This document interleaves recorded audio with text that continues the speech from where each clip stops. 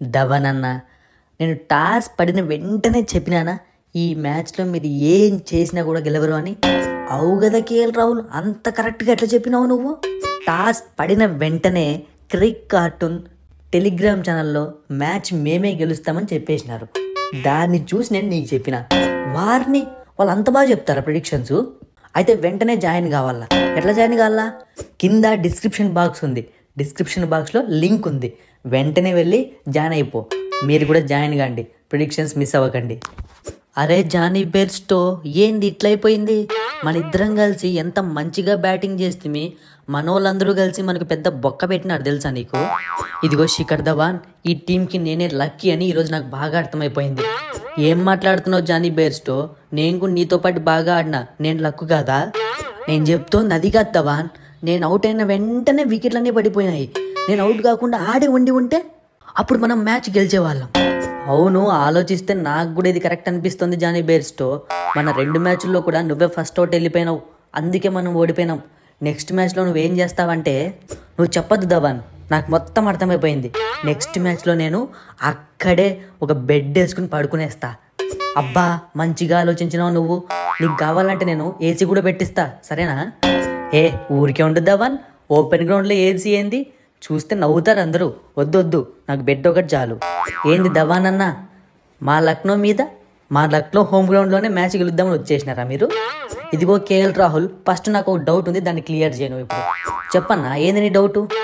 ఇప్పుడు మీ టీంలో రవి బిష్ణోయ్ అన్న పేరుతో రవి బిష్ణోయ్ లాంటి వాళ్ళు ఎంతమంది ఉన్నారు చెప్పు? ఏందన్న అట్లా అంటావు? ఉన్నది ఒక రవి బిష్ణోయ్ కదా, స్పిన్నరు. మరి మా వాళ్ళు ఎక్కడికి బాల్ కొట్టినా కూడా అతనే ఫీల్డింగ్లో కనిపిస్తున్నాడు. అసలు మాకైతే ఏం అర్థం కావడంలే. ఎక్కడికి కొట్టినా రవి బిష్ణోయ్ వచ్చి పట్టుకుంటున్నాడు. ఎట్లయితే? ధవన్ అన్న, ఇలాంటి క్వశ్చన్లు నన్ను అడుగు, నేను చెప్తా కదా ఆన్సరు. మా టీంలో నేనే గన్ ఫీల్డరు, అందుకే అన్ని చుట్టూ తిరుగుతూ ఉంటాను నేను. అరే భలే బాగుందయ్యా నీ అవ్వారం, నీలాంటి ఫీల్డర్ని ఒకరిని మేము కూడా కొనుక్కోవాలా, బాగుంటుంది. అరే ధవన్ అన్న, ఈరోజు నాకు మ్యాచ్ స్టార్ట్ అయిన వెంటనే ఎడంకాల నొప్పి స్టార్ట్ అయ్యా. బ్యాటింగ్ చేసేటప్పుడు ఎడం చెయ్యి నొప్పి స్టార్ట్ అయ్యా, అందుకే సరిగ్గా ఆడలేకపోయినా, సారీ అన్న. అట్లా కాదు లియామ్ లివింగ్స్టన్, ఇప్పుడు నీకు కాలు నొప్పి చేయి నొప్పి ఉంటే ముందే చెప్తే నీ బదులు వేరే వాళ్ళని పెట్టుకుంటా కదా నేను. నువ్వు మ్యాచ్ స్టార్ట్ అయినాక నాకు ఆ నొప్పి ఈ నొప్పి అంటే నేను యాటికి పోలినప్పుడు అన్న, అది ఫీల్డింగ్ చేసేటప్పుడు వచ్చిందే, నేనేం కావాలని తెచ్చుకున్నానా ఏంది? ఇంకేం చెప్తాను చెప్పు? మ్యాచ్ ఓడిపోయినాం మనము. ఆ శామ్ కర్న్ యాడున్నాడు? ఏమైంది ధవన్ అన్న, ఏంది ఒక్క మ్యాచ్కి ఎంత టెన్షన్ పడుతున్నావు? అరే బాబు, మనం ఓడిపోయింది ఒకటి కాదురా బాబు, 2 మ్యాచ్లు ఓడిపోయినాము. నువ్వేంది ఈ మ్యాచ్లో బౌలింగ్ చూస్తే అంతంత మాత్రమే, బ్యాటింగ్ ఏమో అవసరం లేకుండా హిట్టింగ్ చేసి అవుట్ అవుతావి అన్న. ఈరోజు మ్యాచ్ ఓడిపోయింది నీ వల్లే అన్న. మనము 50 బాళ్ళకు 70 కొట్టినా నా వల్ల మ్యాచ్ ఓడిపోయింది అంటున్నావు నువ్వు, నా మీదికే దోస్తున్నావా? మరి ఏందన్నా బ్యాటింగ్, 50 బాళ్ళకు 70 నువ్వు ఆచి తూచి ఆడుతున్నావు. వచ్చిన వాళ్ళతో హిట్టింగ్ చేయమంటున్నావు. ఫస్ట్ నుంచి వాడు హిట్టింగ్ చేస్తాడా? మధ్యలో వచ్చినోడు హిట్టింగ్ చేస్తాడా? అరే అట్లా కాదురా బాయ్, మిమ్మల్ని నమ్ముకుంటే ప్రతి మ్యాచ్లో కూడా అవుట్ అయిపోతున్నారు. అందుకే ఈరోజు నేనే లాస్ట్ వరకు ఉండి ఫినిష్ చేద్దాం అనుకున్నా, కుదరలే.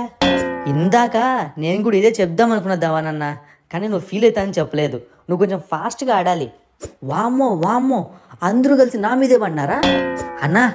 పట్టించుకోవద్దన్నా, కెప్టెన్స్ మనం, మనకిష్టం వచ్చినట్టు మనం ఆడతాం. స్లో ఆడితే స్లో ఆడతాం, ఫాస్ట్ ఆడితే ఫాస్ట్ ఆడతాం. ప్లేయర్స్ వచ్చి మనకేంది చెప్పేది? నువ్వు బాగా చెప్పినావు కేఎల్ రాహుల్, నిజంగా నువ్వు చెప్పిందే కరెక్ట్. చూడు, లేకుంటే అందరూ నా మీద పడిపోతున్నారు నేను స్లో ఆడినా అని. నేను ఎన్నిసార్లు స్లో ఆడలేదన్నా, ఎవరన్నా నా మీద పడినారా?